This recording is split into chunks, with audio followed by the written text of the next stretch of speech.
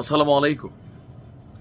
গত পরশুদিন আমাদের সেনাবাহিনীর সেনাপ্রধান জেনারেল ওয়াকারুজ্জামানের অফিসার্সদের উদ্দেশ্যে দেওয়া এক ভাষণে তিনি বিভিন্ন রকম দিক নির্দেশনা বক্তব্য দিয়েছেন। দেশের চলমান পরিস্থিতি, নির্বাচন থেকে শুরু করে মব ভায়োলেন্স থেকে শুরু করে অনেক বিষয়ে তিনি গুরুত্বপূর্ণ মতামত রেখেছেন। তবে তার এই মতামতগুলোকে রাজনৈতিক অঙ্গন থেকে কতটা যৌক্তিক, কতটা অযৌক্তিক এ নিয়ে নানান বক্তব্য, প্রতিবাদ, সমালোচনা, আলোচনা, পক্ষে বিপক্ষে ঝড় উঠেছে মিডিয়া প্ল্যাটফর্মে। সেনাপ্রধানের বিরুদ্ধে এই সরকার পতনের পর থেকে নানান ধরনের কি বলে যে নিউজ, ইউটিউব, ফেসবুকে পিনাকিদা, ইলিয়াস ভাই, কনক সারওয়ার তারা কিন্তু প্রতিনিয়ত করে আসছেন। ওনাদের নিউজ দেখলে মনে হয় যে বাংলাদেশ সম্ভবত সেনাপ্রধান তিনি রয়ের এজেন্ট, তারপর হচ্ছে তিনি ডক্টর ইউনূসকে যে কোনো মুহূর্তে একটা চাপ দিয়ে সরাইয়া ক্ষমতা গ্রহণ করে ফেলবেন। ওনাদের নিউজগুলো দেখলে সাধারণ মানুষের এই ধরনের একটা অনুভূতি হয়।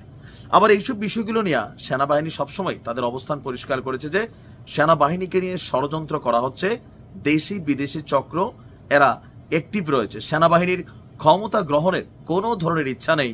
এ নিয়ে বেশ কয়েকবার সেনাপ্রধান এই জিনিসটা জাতির সামনে পরিষ্কারও করেছেন। তাদের বক্তব্য যে একটা সুষ্ঠু নির্বাচনের মাধ্যমে রাজনৈতিক সরকারকে এই ক্ষমতা হস্তান্তর করা, আর নির্বাচনটা 18 মাসের মধ্যে হওয়া উচিত, সে প্রথম থেকে তিনি বলেছিলেন। এখন ডক্টর ইউনূসের পদত্যাগ ইস্যু বা সার্বিক ইস্যুতে বরাবরই এখানে সামরিক বাহিনীকে আপনার অনেকটা দায়ী করার চেষ্টা চলছে। এনসিপির নেতাদের বক্তব্য, আরও বেশ কয়েকজন নেতার বক্তব্য আপনি দেখবেন ঘুরে ফিরে বলতেছে যে বিএনপি এবং সামরিক বাহিনী দায়ী, রাজনীতিবিদ এবং সামরিক বাহিনী দায়ী ডক্টর ইউনূসের পদত্যাগের জন্য। তো এরই মাঝখানে আবার আলোচনা উঠে আসছে যে 111 কি আবার ফিরে আসছে।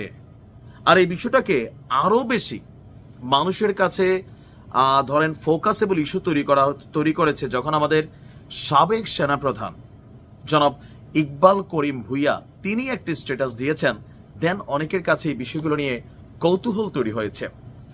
সাবেক সেনাপ্রধান ইকবাল করিম ভূঁইয়া বলছেন 111-এর পুনরাবৃত্তি দেখতে চাই না, দেশের অপূরণীয় ক্ষতি হবে। নিজের ফেসবুক পেজে দেওয়া এক স্ট্যাটাসে তিনি লিখছেন, এরূপ অসাংবিধানিক কর্মকাণ্ডে সেনাবাহিনী অতীতে ব্যাপকভাবে ক্ষতিগ্রস্ত হয়েছে, নতুন করে আরো ভোগান্তি ডেকে আনা ঠিক হবে না। তিনি আসলে কিসের বেসিসে, কোন কথায় এই স্ট্যাটাসটা দিলেন? ওনার কাছে কি এরকম কোনো তথ্য আছে যে সেনাবাহিনীতে কোনো একটা পরিকল্পনা চলছে, কোনো একটা কুয়ের ঘটনা চলতেছে, যে কোনো সময় যে কোনো কিছু ঘটতে পারে? তবে সেনাবাহিনী বারবার, আমি গতকালকে নিউজটা দিয়েছি, জাতির উদ্দেশ্যে আরেকটা ব্রিফিং দেওয়া হয়েছে, একটা স্ট্যাটাসও দেওয়া হয়েছে যে সেনাবাহিনীর নামে ভুয়া পেজ খুইলা জাতিকে বিভ্রান্ত করা, তারপর হচ্ছে নানান ধরনের মিথ্যাচার করা হচ্ছে সেনাবাহিনীর নামে। এগুলা সেনাবাহিনীর পক্ষ থেকে করা হচ্ছে না, একটা চক্র। তারা এই অপপ্রচারগুলো চালিয়ে সেনাবাহিনীর বিরুদ্ধে একটা জনমত তৈরি করার চেষ্টা করছে। এগুলো থেকে, এসব গুজব থেকে, বিভ্রান্তি থেকে দেশ এবং জাতিকে সাবধান থাকার কথা বলছেন। জেনারেল ওয়াকারুজ্জামানকে আমরা দীর্ঘ সময় যদি অবজারভেশন দেখি, ওনার কথাবার্তাগুলোতে ক্ষমতা গ্রহণের ইচ্ছা, চেষ্টা আমার কাছে ব্যক্তিগতভাবে আমার কাছে ফিল হয় নাই। এখন আপনার পয়েন্ট অফ ভিউ, আপনি কি ভাবছেন? কারণ যদি এটা নেওয়ার চিন্তা করতেন, আমার মতে মাঝখানে যে সময়টা অনেক কিছু হয়তো করার সুযোগ ছিল, বাট তিনি সেটা করেন নাই। ইভেন তিনি আনটিল নাও ক্লিয়ারলি গণতান্ত্রিক প্রক্রিয়া একটা নির্বাচন হওয়ার জন্য অপেক্ষা করছেন, যে একটা নির্বাচন হয়ে যাক, রাজনৈতিক সরকার ক্ষমতায় আসুক। কারণ ইন্টারিম তো আজীবনের জন্য আসে নাই, নির্দিষ্ট সময়ের জন্য আছে সংস্কার। তো সংস্কার কি হচ্ছে এই কথা রাজনৈতিক দলগুলো বলছে, কিন্তু সেনাপ্রধান যখন বলছে, এখানে কিছু সমালোচনার ইস্যু তৈরি হয়েছে যে সেনাবাহিনীর আইনে হয়তো এমন কোনো রুলস আছে যে আপনি চাইলেই, আমরা যেমন আমজনতা যা খুশি তা বলতে পারি, সেনাপ্রধান, পুলিশ প্রধান অথবা নৌবাহিনী প্রধান, বিমান বাহিনী প্রধান, তারা অনেক কিছু হিসাব নিকাশ করে বলতে হয়।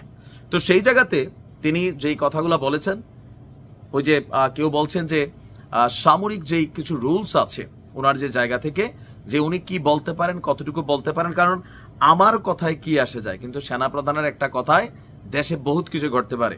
সো এগুলা ইস্যু আছে অবশ্যই। তো ওইরকম জায়গা থেকে ওনার এই বক্তব্যগুলোকে অনেকে ভাবছেন যে এটা মানে উনি ওনার জায়গার যে পদের যেই রুলসগুলো সেগুলোকে তিনি ভঙ্গ করেছেন। তবে তিনি কিন্তু বারবার বলছেন যে ক্ষমতা গ্রহণের ইচ্ছা নাই, তিনি সুন্দরভাবে একটা নির্বাচনের পর ওনারও রিটায়ারমেন্টের টাইম হয়ে আসছে, তো তিনিও সেখান থেকে অবসর চান।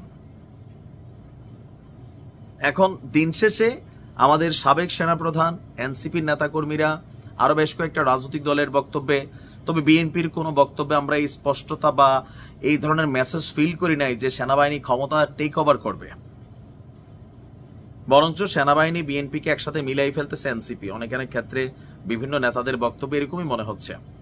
আবার এই ভারতের প্রেসক্রিপশনে সেনাবাহিনী চলতেছে, এগুলো আসলে আমার সেনাবাহিনীর জন্য আমি মনে করি এগুলো একটা লজ্জাজনক চ্যাপ্টার তৈরি করার একটা অপচেষ্টা। বাংলাদেশের সেনাবাহিনী বা বাংলাদেশের কথাই তো চলবে নিশ্চয়ই, অ্যান্ড ভেতরের খবর তো আমরা জানি না। এখন যারা জানান তারাই কতটুকু জানেন সেটাও মাঝে মাঝে চিন্তা হয় যে এত যদি হয় তাহলে মানে একটা রাষ্ট্র কেমনে চলতেছে তাইলে। আর 111 যে ইস্যুটা ছিল, যে বললাম না ভিডিওর প্রথমে, যে মানুষের মধ্যে নানান মুড সুইং হয়, 111 আরেকটা ফিরে আসুক, এটা বাংলাদেশের মানুষ কখনোই চায় না, আমিও চাই না। আমি বরাবরই বলি যে দেশ চলবে রাজনীতিবিদদের সিস্টেমে, বাট রাজনীতিবিদ কারা? আমাদের রাজনীতিবিদদের পিক অ্যান্ড চুজের মধ্যেও দলগুলোর পরিবর্তন আনা উচিত। ওই এলাকার গলির গুন্ডা বক্কট্টু জনপ্রিয়তা পাইছে, টাকা পয়সা কামাইছে, তারপরে একটা নমিনেশন সাবমিট করছে, দল বদির মতন লোক যখন ভাই মানে এমপি হয়ে যায়, তখন বুঝতে হবে যে একটা এলাকার কতটুকু ক্ষতি হচ্ছে, দেশের কতটুকু ক্ষতি হচ্ছে। তো বিএনপি তো আছেন, এরকম 2-4টা ক্যারেক্টার আছে, অন্যান্য দলেও আছে। এগুলার পরিবর্তে মার্জিত সুশীল ভদ্র সজ্জন ব্যক্তিদের যতক্ষণ রাজনীতিতে পিক অ্যান্ড চুজ করা যাবে না, ততক্ষণ আমার মনে হয় এগুলা চলতে থাকবে। আমরা রাজনৈতিক দলগুলা মারামারি করবো, পিটাপিটি করবো, এর লাশ ফালাই দেবো, আজকে আন্দোলন, কালকে ওইটা, কালকে এর পদত্যাগ। দেশের এই সার্বিক ইস্যুতে ফাইনালি সেনাবাহিনী হস্তক্ষেপ করতে হয়।